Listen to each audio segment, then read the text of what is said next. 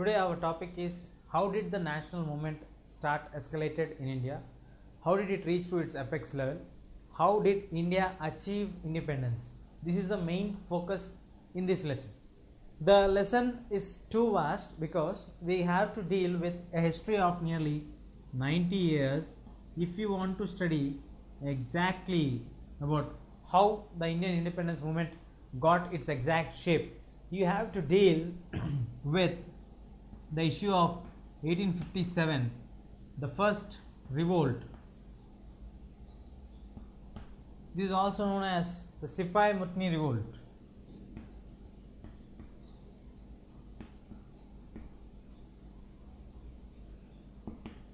This Sipai Mutni revolt was the first attempt made by the Indians to fight against the Britishers. In this attempt, they were not successful, but the spirit of the revolt has survived and made inspiring to the Indians that we can fight against the mighty empire of the Britishers. That is the reason why the first Sipai Mutni revolt, or it is also called as the first war of independence.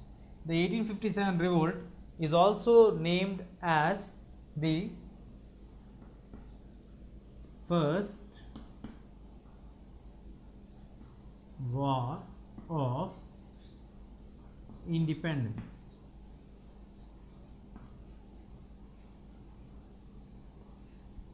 Now, coming back to the concept here, how did India get its independence? In the process of its attainment of independence, how far Indian get the movement of nationalism to its larger extent? How did India start its journey? Whether India was having a very clean and clear picture to get its independence? What were the troubles or what are the odds that are in between India achieving the independence? How did the Britishers play the games? What were the problems that are to be connected and solved clearly to get the independence of India? So we have seen the examples of Vietnam, we have seen the examples of Nigeria, we have seen the example of China in our previous lessons. In China we had a different scenario. In Vietnam we had the people fighting against two colonial masters, and in Nigeria we have three different tribal groups getting connected to attain independence. But the Indian case is a summary of all these three together, where we have to get independence against the cost of the division of a nation. Earlier the nation was united, but it was divided in order to get independence. So let us see the proceedings or the issues, how they were dealt to get its independence. That is the reason why the lesson name is kept as the national movement in India, but the caption is partition. I think you know what is the meaning of the word partition. Partition symbolizes breaking up something.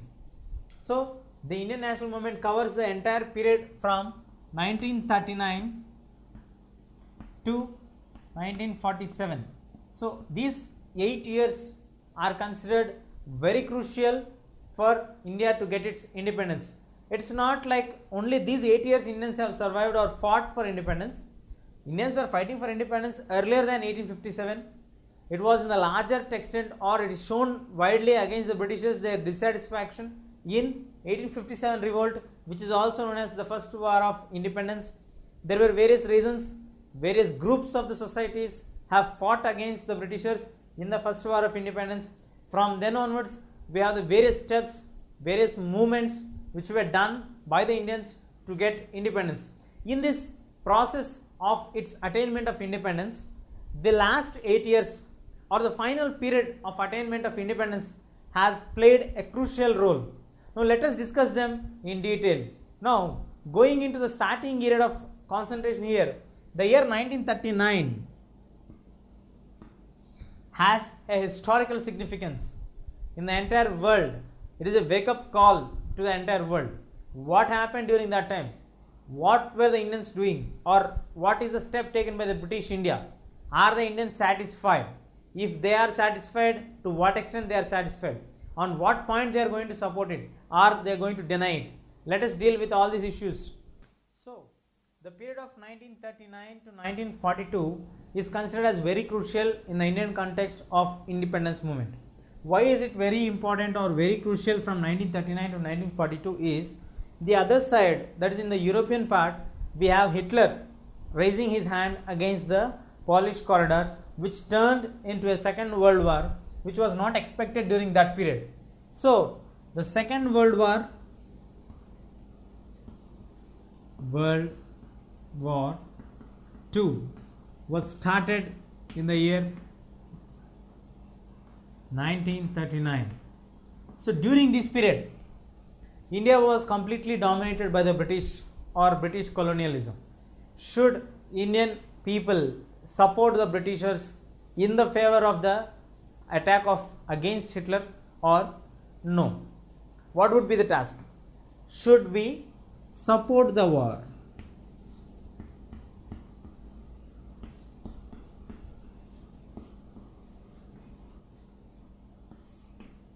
If we are going to support the World War II, British India, as it is dominated by the Britishers or occupied by the Britishers, if we are supporting it, should the Indians be asked about it or no? What would be the Indians' context on this? What are the factors that are going to help the Indians to support the Britishers against the war? What are the criteria that are necessary for us? In this scenario, we have a synopsis of like in 1937, for the first time, we have conducted elections by the Britishers, even though the elections were not truly democratic, but they have initiated in their 11 provinces, they have conducted elections, and out of these, most of them are won by the Congress party. The Congress party formed their representatives in that particular provinces and they made them as members. Yeah, the voting percentage is very less, just only 1%. It is restricted to very few people, and in very few lands we have the voting percentage distributed. So leaving all the negativities here, they started to give some kind of freedom for the people of Indians, that Indian lands should be governed by the Indian representatives. This initiative was taken forward and brought into the context. In this scenario, when the situations are going on in such a way that Indians are also to be incorporated into the system, this is the ideology behind the Britishers introducing the election system, getting the elections done for them and making the people to participate in the elections, even though the number was very less. This led towards a clear picture that Indians are gaining their stand in British India. So it's no longer far away for the Britishers to accept Indians as the leader of their own nation. So when the situation is going like this, the discussions were escalated like whether should we support the World War or no. We have again two groups in the World War.